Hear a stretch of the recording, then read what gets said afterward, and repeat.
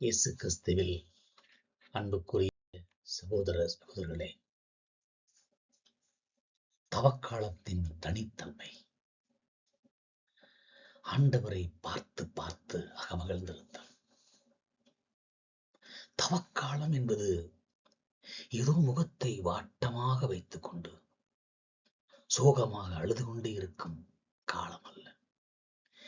இது நம் இதயத்தின் தூசியை தட்டிவிட்டு கடவுளுடைய பேரொளியை பார்க்க நம் கண்களை சுத்தப்படுத்தும் காலம். திருப்பாடல் 35, 34, 5வது வசனத்தை நாம் ஆழமாக இன்று தியானித்து அதன் வழியாக இந்த தவக்காலத்தில் நம்மை தூய்மைப்படுத்திக் கொள்ள நம்மை ஒப்புக் கொடுப்போம். திருப்பாடல் 34:5, அவரை நோக்கி பார்த்தோர் மகிழ்ச்சியால் விளைந்தனர், அவர்கள் முகம் அவமானத்திற்கு உள்ளாகவில்லை.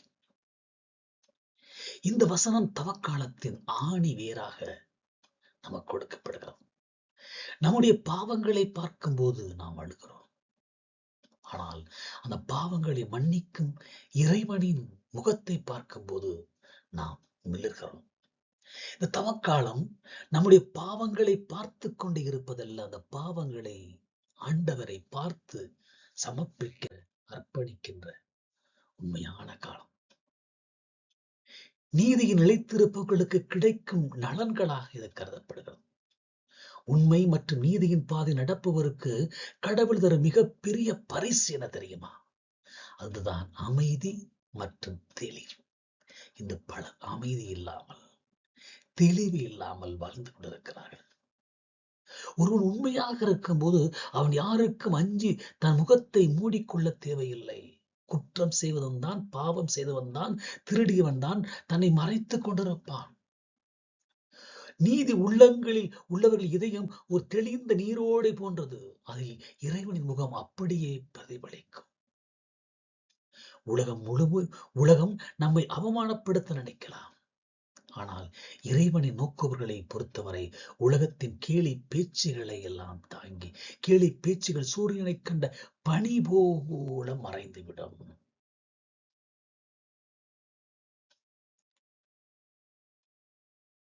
கடவுளை பார்க்கும் மனிதனின் விருப்பம் வெர்சஸ் கடவுளின் விருப்பம் என்று எப்பொழுதுமே வாழ்க்கையிலே ஒரு போராட்டம். மனிதர்களாகிய நாம் கடவுளை எப்போது பார்க்க விரும்புகிறோம்? பெரும்பாலும் கஷ்டம் வரும்போது, துன்பம் வரும்போது, விபத்து வருகிற போது, நோய் வருகிற போது. ஆனால் கடவுள் நம்மை எப்போது பார்க்க விரும்புகிறார்?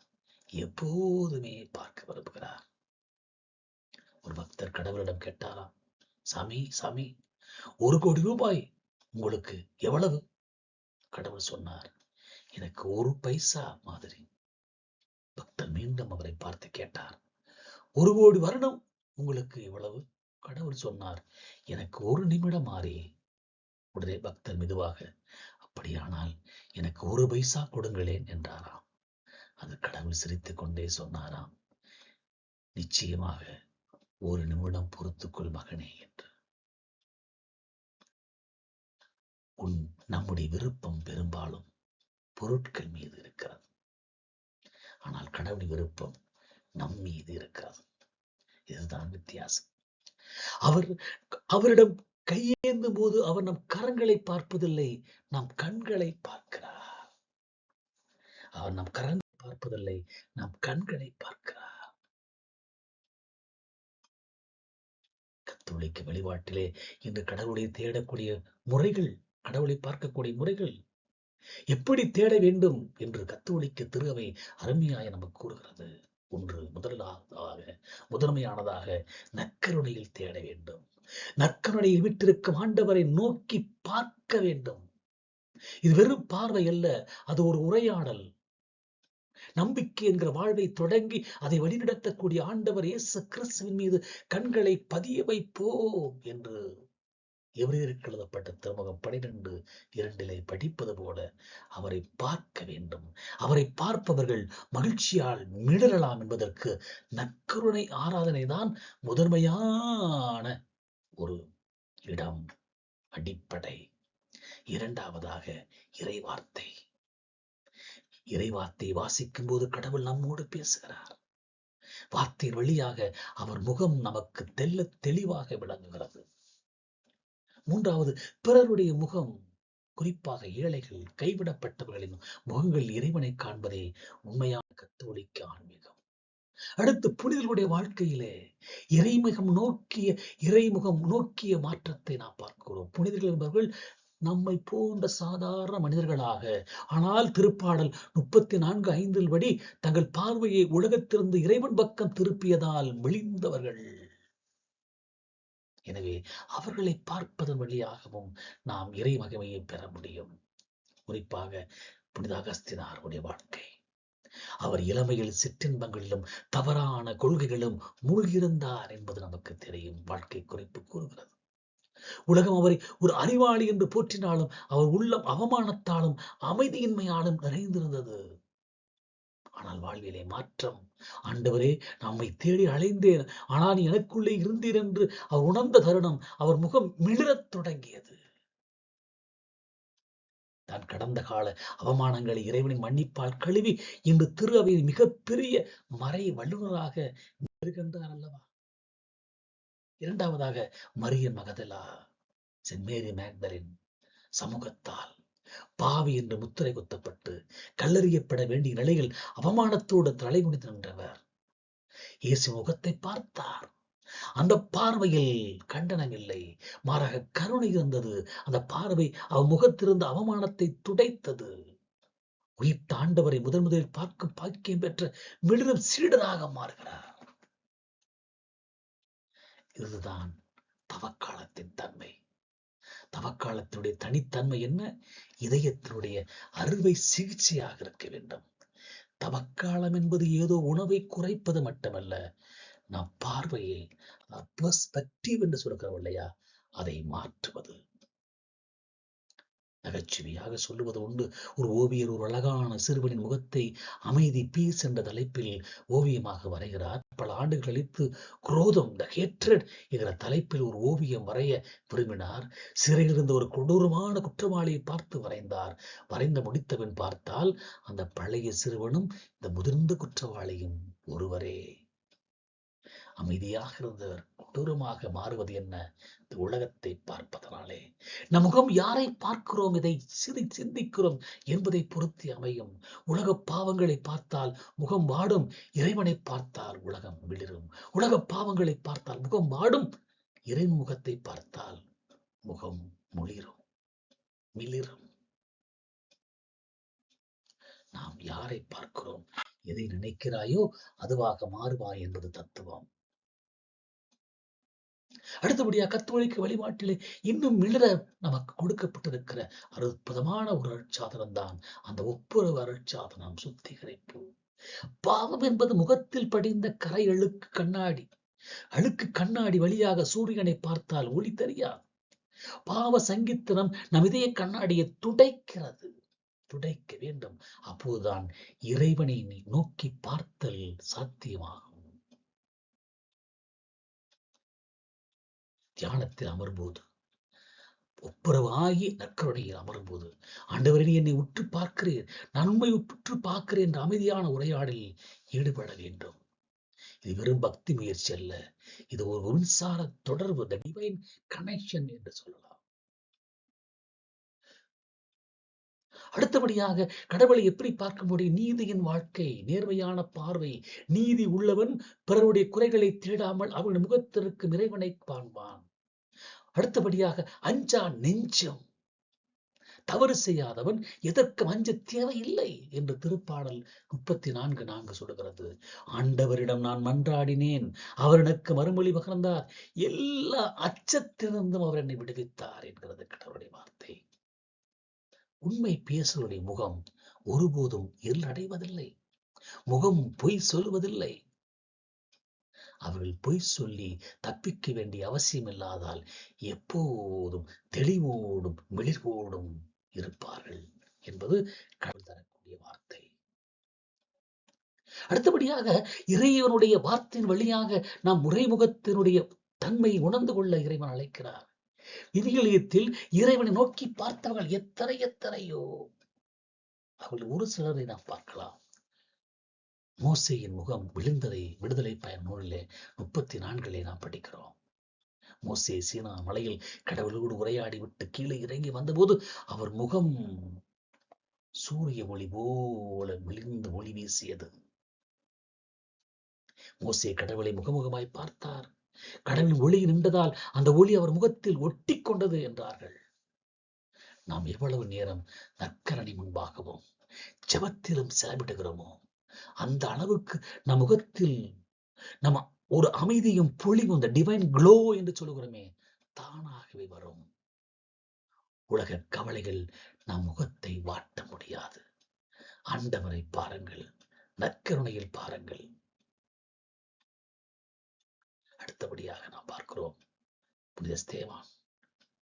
பழைய ஏற்பாட்டிலே மோசே என்றால் புதிய ஏற்பாட்டிலே மறைசாட்சி புனித ஸ்தேவான் மீது பொய்க்குற்றம் சுமத்தப்பட்டு அவர் கல்லறியப்பட்ட இருந்த தருணம். அப்போது அவரை எதிர்த்தவர்கள் பார்த்தபோது அவர் முகம் வானவரின் முகம் போல் இருந்தது என்கிறது கடவுளுடைய வார்த்தை. அவர் வானத்தை அண்ணாந்து பார்த்தார். கடவுளின் ஆட்சியையும் அவர் வலப்பக்கம் இயேசு நிற்பதையும் பார்க்கிறார். நாமும் துன்பங்கள் வருகிற போது, குற்றம் சுமத்தப்படுகிற போது அப்படி பார்க்க அழைக்கப்படுகிறோம். நம்மை சுற்றி பிரச்சனைகளும் கல்லறிவது போன்ற விமர்சனங்களும் வருகிற போது நாம் மனிதர்களை பார்க்க கூடாது, மனிதர்களை கல்லறிவர்களை பார்க்க கூடாது, வானத்தை பார்க்க வேண்டும். சோவானை போல கடவுளை பார்த்து மரண பயம் மறைந்து போகும். மூன்றாவது, எம்மாவோஸ் சீடர்களின் கண்கள் திறக்கப்பட்ட நிகழ்வு லூக்கா நற்செய்தி 24 படிக்கிறோம்.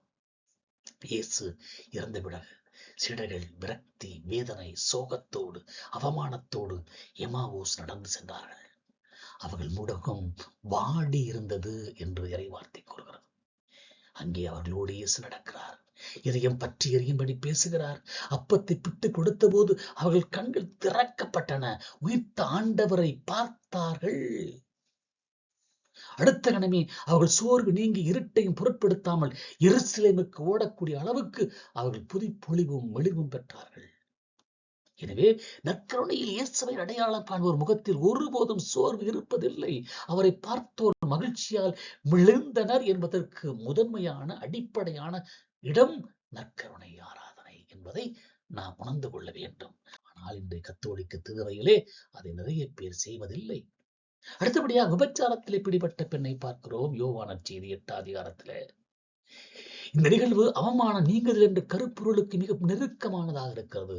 அந்த பெண் தலை குனிந்து அவமானத்தின் உச்சியில் இருந்தால், இயேசு குனிந்து தரையில் எழுதி கொண்டிருந்தார். அவர் நிமிர்ந்து அந்த பெண்ணை பார்க்கிறார். அந்த பார்வையில் கண்டனம் இல்லை, விடுதலை இருந்தது. இயேசுவின் பார்வையில் கண்டனம் இல்லை, விடுதலை, கனிவு, இரக்கம் இருக்கிறது. இயேசு அவளை பார்த்தபோது அவர் பழைய பாவியாக தெரியவில்லை, ஒரு புதிய படைப்பாக தெரிந்தால். அவளுடைய அவமானம் நீங்கி அவள் நிமிர்ந்து நடந்தாள். ஆக கத்தோலிக்க வழிபாட்டு இறைவனை தேடுகிற போது உண்மை நீதி என்னும் வெறும் சட்டம் அல்ல, அது ஒரு உறவு. ஒரு முறை ஒரு சிறுவன் சர்ச்சுக்கு சென்று சத்தமாக ஜெபம் செய்தான். ஆண்டவரே, எனக்கு ஒரு சைக்கிள் வேண்டும், ஒரு பெரிய கேக் வேண்டும் என்று கத்தினான். அவன் அம்மா சொன்னார், ஏன் இப்படி கத்துகிறாய்?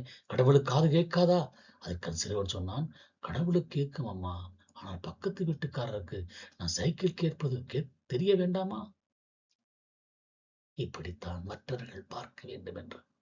நம்முடைய நீதி என்பது பிறருக்கு காட்டுவதற்காக அல்ல, ஷோ ஆஃப் என்று சொல்கிறோம்.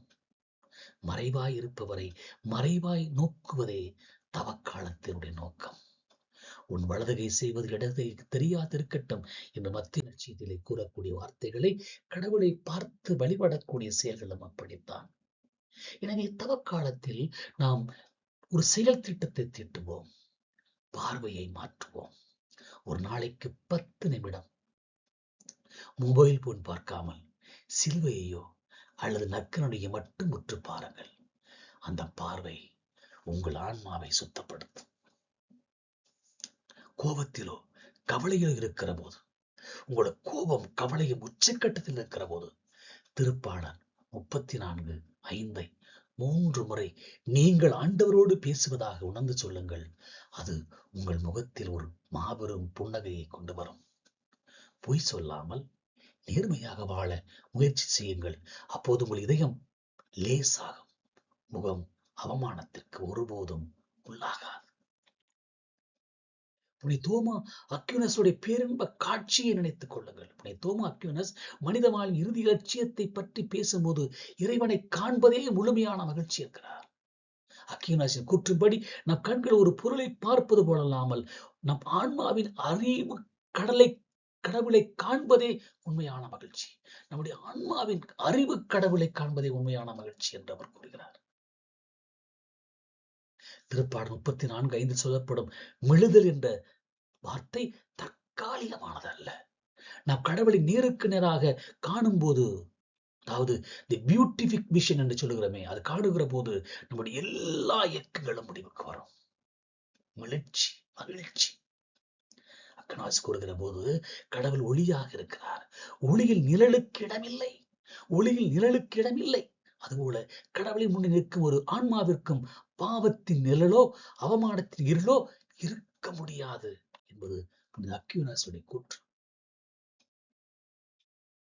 கத்தோலிக்க வழிபாட்டில் அதனால் தான் நற்கருணையை மீண்டும் மீண்டும் அந்த வார்த்தையை உச்சரிக்கிறேன்.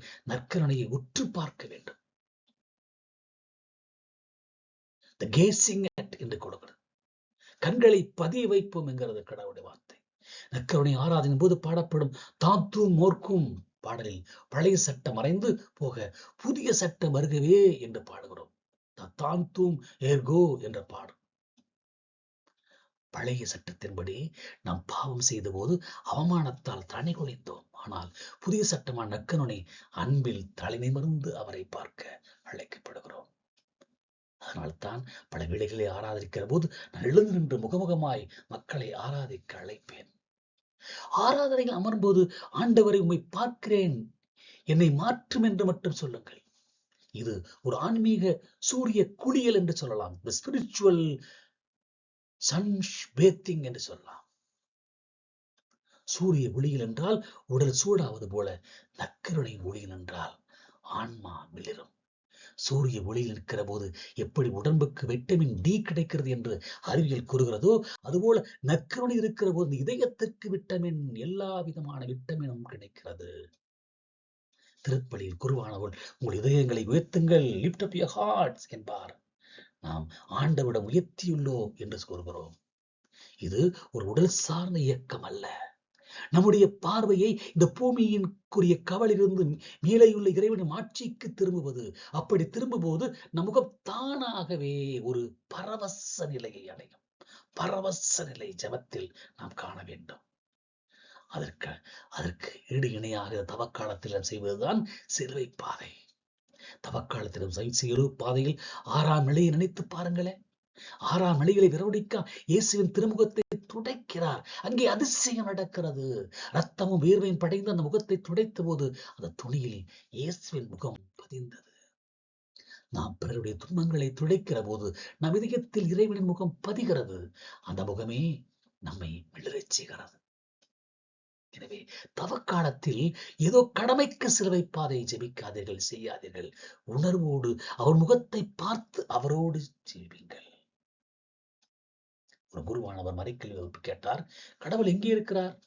ஒரு சிறுவன் சொன்னான், எங்கள் வீட்டில் பாத்ரூம் இருக்கிறார். குரு அதிர்ச்சி அடைந்தார். ஏனப்பா அப்படி சொல்ற என்றார். சிறுவன் சொன்னான், தினமும் காலையில் என் அப்பா பாத்ரூம் கதவை தட்டி, கடவுளே நின்ன அங்கேதான் இருக்கிறியா என்று கேட்பார். இதுதான் யதார்த்தம். நாம் கடவுளை எங்கே தேடுகிறோம்? அவர் நம் அன்றாட வாழ்வில் சாதாரண நிகழ்விலும் நாம் சந்திக்கும் மனிதர்கள் இருக்கிறார். அவரை தேடும் கண்கள் உண்மை நீதி உள்ளதாக இருந்தால் கடவுளை எங்கும் காணலாம். உண்மை நீதி உள்ளதாக இருந்தால் கடவுளை எங்கும் காணலாம். தவக்காலத்தின் இறுதி இலக்கு என்ன? ஒளியின் பிள்ளைகளாக நாம் வாழ வேண்டும். திருப்பாடல் 34:5 மெழுது என்பது மின்மணி பூச்சியின் வெளிச்சம் போன்றது அல்ல. அது எரியும் விளக்கு போன்றது, பிரகாசிக்கும் சூரியன் போன்றது. நீதிமான் என்பவன் தவறு செய்யாதவன் அல்ல, தன் தவறுகளை உணர்ந்து இறைவனின் ஒளியில் தன்னை சுத்திகரித்துக் கொள்பவன். அவனுக்கு கிடைக்கும் நலன் அழிவில்லாத மகிழ்ச்சி, முடிவில்லாத மகிழ்ச்சி. மகனே, மகளே, உன் இதயத்தை எனக்கு கொடு என்பதுதான் கடவுளின் ஒரே விருப்பம். அதைத்தான் யோவேல் தீர்க்கதரிசி வழியாக இப்பொழுதாவது என்னிடம் வாருங்கள், உங்கள் இதயத்தை கிழித்துக் கொண்டு வாருங்கள் என்று அழைக்கிறார். இறுதியாக தவக்காலத்தில் நடக்க வேண்டிய முக்கிய முயற்சி என்ன? முகத்திரையை அகற்றுவோம். நாம் பிறருக்கு முன்னால் முகமூடி போட்டு வாழ்கிறோம், மாஸ்க் போட்டு வாழ்கிறோம். ஆனால் இறைவனுக்கு முன்னால் அந்த முகமூடி தேவையில்லை. உங்களுடைய கவலைகள், தோல்விகள், அவமானங்கள் அனைத்தையும் இறைவனின் பாதத்தில் வையுங்கள். ஆண்டவரே, உன் முகம் தேடுகிறேன் என்று சொல்லுங்கள். அவர் உங்களை பார்க்கிற போது உங்கள் முகத்தில் உள்ள வடுகள் அனைத்தும் ஒளியின் கதிர்களாக மாறும்.